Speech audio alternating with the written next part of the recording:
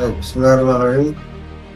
Alhamdulillah, aku ketemu lagi di kali kedua ya tentang madrasah kami ini di Muat.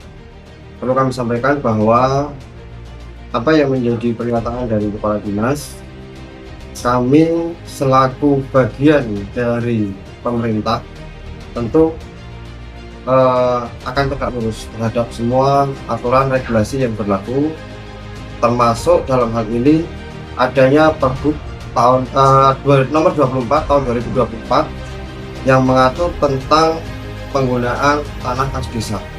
Kalau kemudian hari ini madrasah kita memiliki izin yang belum sesuai, karena memang izin yang kita miliki itu berdasarkan kesepakatan bersama antara pemerintah desa waktu itu dengan yayasan kami, maka kemudian kami tetap akan mengikuti apa yang menjadi aturan rule dari semua tata penggunaan yang ada di Kabupaten Gunung Kidul.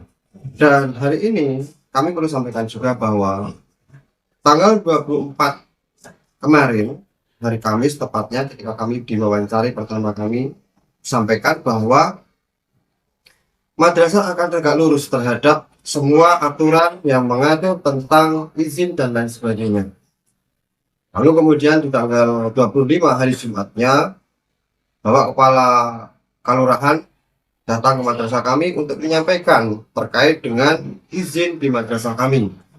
Dia menyampaikan bahwa beliau siap membantu proses perizinan yang menjadi seperti apa yang diinginkan dalam peraturan gubernur tersebut. Kemudian beliau juga sampaikan bahwa hari itu tanggal 25 hari Jumat tepatnya kemarin itu menyampaikan beliau sedang memutus 2 orang perangkat beliau untuk ke Dinas Pertanahan mempertanyakan dan mencari tahu tentang mekanisme dan aturan tentang bagaimana detail tentang pengurusan izin dimaksud. Nah, secara kelembagaan tentu kami patuh dan taat terhadap aturan itu. Artinya ketika Pak Lurah menyampaikan bahwa kami akan dibantu, alhamdulillah, terima kasih, karena memang kami bagian dari pemerintah kelurahan di mana kami tinggal. Kemudian berikutnya Pak Lurah menyampaikan bahwa beliau akan menunggu, pastinya kami juga menunggu apa yang diperoleh dari utusan beliau kepada Dinas Pertanahan. Nah, karena ini sebuah lembaga bagian dari pemerintah, ya kami menunggu secara formal apa yang menjadi regulasi dalam proses perizinan dimaksud. Nah, hari ini ingin kami sampaikan bahwa memang izin itu sudah kita miliki dan mungkin tidak lagi sesuai dengan apa yang dimaksud dalam peraturan gubernur, dan kami siap untuk mengajukan permohonan izin tersebut. Terkait izin ini sebenarnya kan harus menjadi kewenangan daripada yayasan. Mungkin ada harapan panjenengan selaku pengelola YMI ini terhadap yayasan, monggo. Baik, saya adalah seorang pegawai yang ditugaskan oleh Kementerian Agama dan yayasan menjadi penanggung jawab di madrasah ini. Kalau kemudian harus memproses perizinan ini, tentunya kami tidak sendirian, saya tidak sendirian. Ada yayasan di mana menaungi yayasan yang menaungi kami, dan tentu dengan sepengetahuan Kementerian Agama di mana menugaskan kami untuk berada di tempatnya. Nah, tentu ini sudah kami komunikasikan dengan yayasan, dengan Kementerian Agama. Hanya memang sekali lagi kami tetap taat aturan, kami akan ikuti regulasinya, mekanismenya bagaimana, dan ini yang kita akan segera laksanakan menunggu dari apa yang menjadi penyampaian tanggal 25 hari Jumat kemarin oleh Lurah Kalurahan. Pokoknya Bapak, biar semuanya clear dan diketahui oleh publik apa yang ada di MI Natah ini. Salah satunya adalah terkait dengan BUMM-nya. Nih, tata kelolanya seperti apa? Terkait dengan BUMM itu sendiri, Pak, itu dalam pengelolaannya itu dari pihak MI itu apakah membentuk struktur organisasi atau gimana itu sebenarnya, Pak? Baik. Pada pertemuan sebelumnya kami sampaikan bagaimana proses BUMN itu berdiri. Kami sebagai lembaga pendidikan swasta ya, hanya merujuk pada surat pernyataan pelimpahan tanah tersebut, sampaikan bahwa pemerintah desa memberikan hak atas tanah untuk MIA Pinata dan pentingnya pendidikan serta kehidupan madrasah ibtidaiyah. Nah, kalau kemudian kami membuat satu rintisan badan usaha milik madrasah itu sebagai upaya kami menjaga kehidupan dan keberlangsungan madrasah kami ke depan, karena memang kami tidak memiliki kesiapan dan kecukupan finansial dalam mengelola madrasah.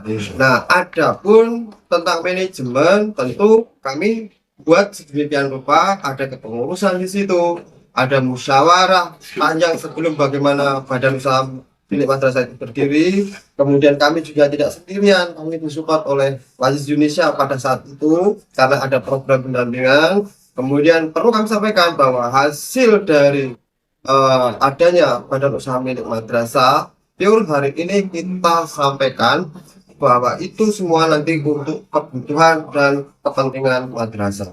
Maka kemudian kalau ada statement untuk pribadi itu salah besar, karena memang realnya tidak seperti itu, dan ini bisa kita laporkan secara resmi kepada yayasan maupun kepada Lazis Indonesia selaku partner dalam BUMN lain. Terkait dengan BUMN, ini awalnya kan bergerak dalam bidang koperasi hingga sekarang beralih pada penyewaan kios. Nah itu tentunya ada ADART-nya kah terkait hal itu di BUMN-nya itu?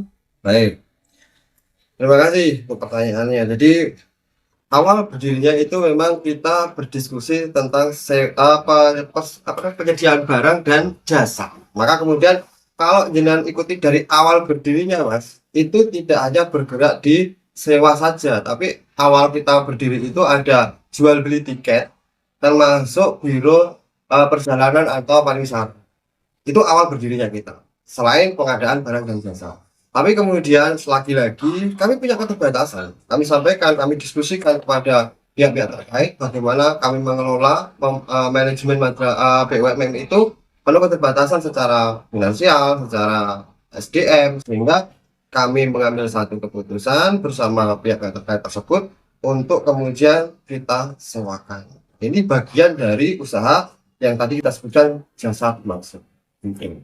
Dan hal itu di BUMN itu sebenarnya ada ADART-nya? Iya, ada. Kita ada ADART-nya yang itu kita buat karena memang ini sekali lagi ini rintisan ya, artinya koreksi dan kemudian perbaikan ke depan itu tentu kami terbuka, karena memang sekali lagi kami baru merintis dan tentu masih banyak hal-hal yang menjadi catatan kami.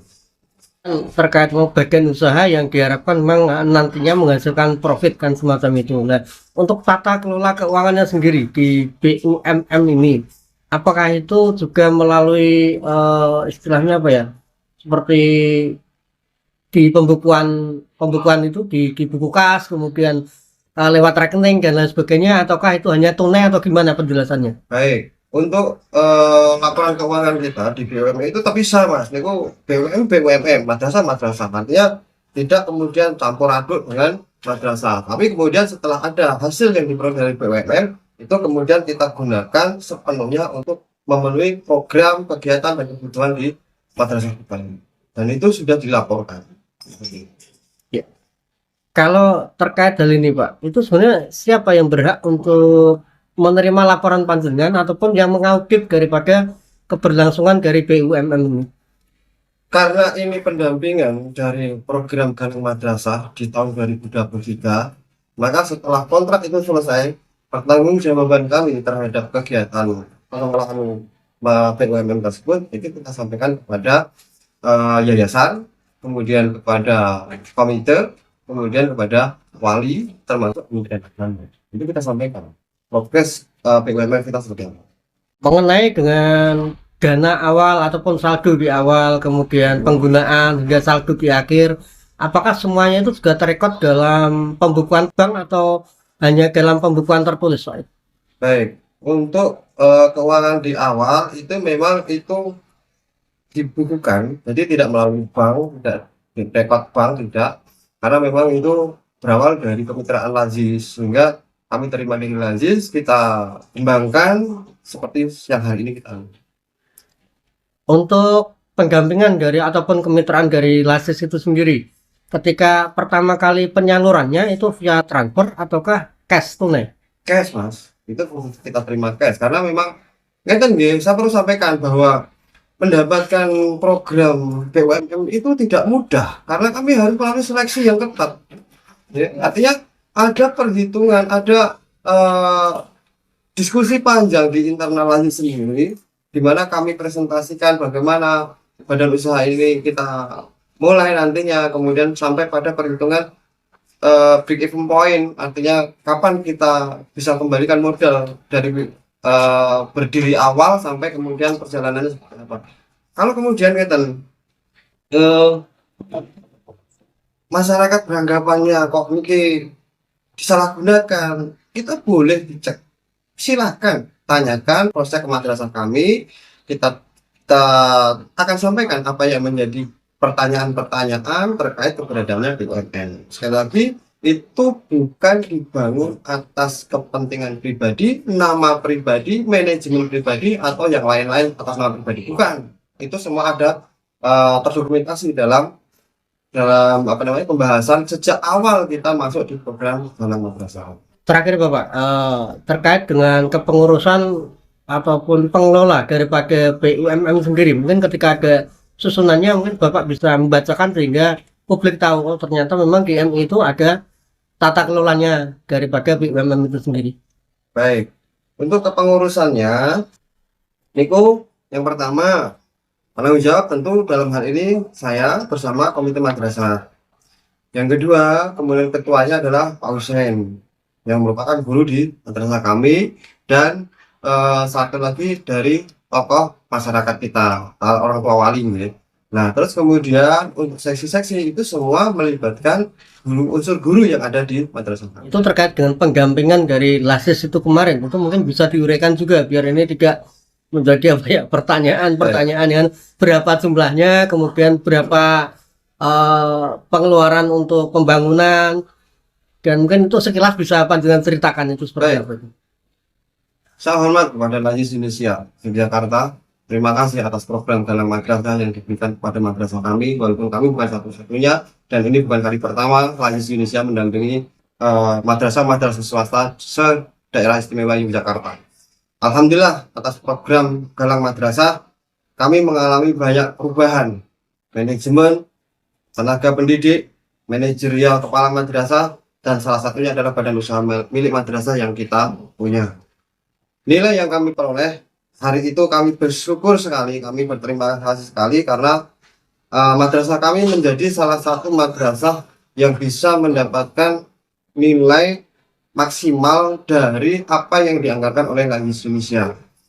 Apakah itu cukup? Tentu dengan segala konsekuensinya apa yang diberikan oleh Lazis Indonesia itu kami respon, kami diskusikan, kami putuskan, kami tindak lanjuti, dan alhamdulillah resmi dipakai sejak 14 Oktober 2023.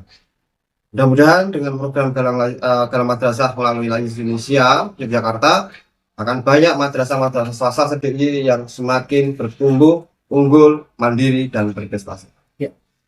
Mungkin Bapak berkenan untuk menyampaikan berapa nominalnya untuk dari pendampingan dan untuk pembangunan. Untuk waktu itu karena itu stimulus ya dari Lazis Indonesia, itu nilai BUMN itu 10 juta. Seperti itu. Kemudian untuk pembangunan kios yang ada itu adalah menghabiskan anggaran sebesar berapa mungkin? Kami sudah laporkan kepada yayasan berapa angkanya, kemudian kepada Kementerian Agama, pada komite juga, termasuk kepada orang tua wali, dan itu menjadi diskusi kita sebelum berdirinya kami madrasah swasta tetap berupaya bagaimana memberikan pelayanan, bagaimana menaati peraturan-peraturan yang ada, dan kami akan ikuti semua yang menjadi ketentuan dari mata perundangan di mana kami berada.